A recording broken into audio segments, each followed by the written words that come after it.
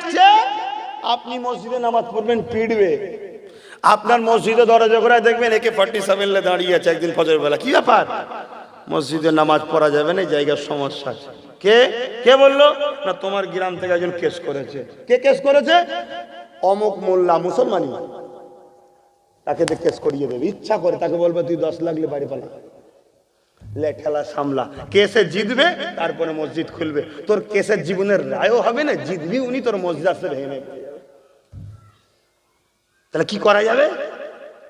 কি করা যাবে? যে পাওয়ার AK-47 আছে, ওই পাওয়ার তো তোমার নেই, সতার বাপের হাতে আছে। তোমার বাপের হাতে কি আছে? ওই রান্নার ডাল শুধু খাচ্ছে রেতে রেতে। কি গো ইমাম সাহেব, কি বুঝছেন? কালকে কোথা চাকরি করবেন? মসজিদে থাকবেন, চাকরি করবেন কোথা? এই মিডিয়াগুলো সব তুলছিস তো, হ্যাঁ? সর্বনাশ হয়ে গেল। থাক আর বলবো নি, সব রেডি আছে। আরে আমি আমাকে নিয়ে কখনো ভাবিনি আমি বেঁচে আছি, এটাই সমস্যা। মরে যাওয়াটা শান্তি আমার জন্য। এই দুনিয়া বেঁচে থাকতে করে ভালো লাগে, কিন্তু মওত চাইতে নেই, মওত চাইতে নেই। কেন? মওত চাইলে আল্লাহ নারাজ হয়। কিন্তু এই দুনিয়ায় শান্তি বলে কি জিনিস আমি খুঁজেই পাইনি। শুধু ফিতনা, অশান্তি, ঝঞ্ঝট। না খাবার সময় আছে, না মানুষের প্রয়োজন।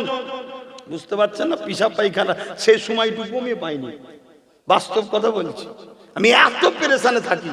গতকালকে তো এলাম রাত্রিরে মুর্শিদাবাদ থেকে, তার আগের দিন মালদায়, আবার আজকে দুটো চলে আসতাম মনে হয় প্রায় এখানে 2টোর সময় করে। কিন্তু রাস্তায় এদিক ওদিক হওয়াতে সেখানে এসে পৌঁছালাম প্রায় 2:20-তে, 20 মিনিট লেট হয়ে গেল। কথা বুঝে আসছে? বারে ওখানে নামাজটা পড়ে নিয়েছিলাম, ওখানে নেবেই নামাজ পড়লিস। ওখানে পৌঁছাবার কথা ছিল 10:30টায়, পৌঁছেছি 11:10-এ। বারাসাতে এত জাম। তো যাকার কথা বাড়াচ্ছি না, আমি যেটা বলতে চাইছি, আমার কথাটা আপনারা বুঝতে পারছেন? আজকে কেউ একজন বলতে পারবেন যে আমার বাড়িতে খাবার অভাব আছে? হ্যাঁ আছে? নেই। কিন্তু কালকে কেউ এসে বলুক অমুক জায়গায় ফিস্টি হচ্ছে, ফ্রি। লোকের জায়গা হবে না। মরা মুরগি না জেন্ত মুরগি, মানে জবাই করে হালাল না ঝটকা, কেউ জানে না।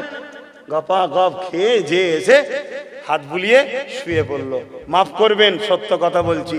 স্বামী স্ত্রীর সম্পর্ক তৈরি হলো, ওই রক্তে বাচ্চা হচ্ছে, সেই বাচ্চা মসজিদ বাঁচাবে তো? কথা কিছু বুঝে আসছে?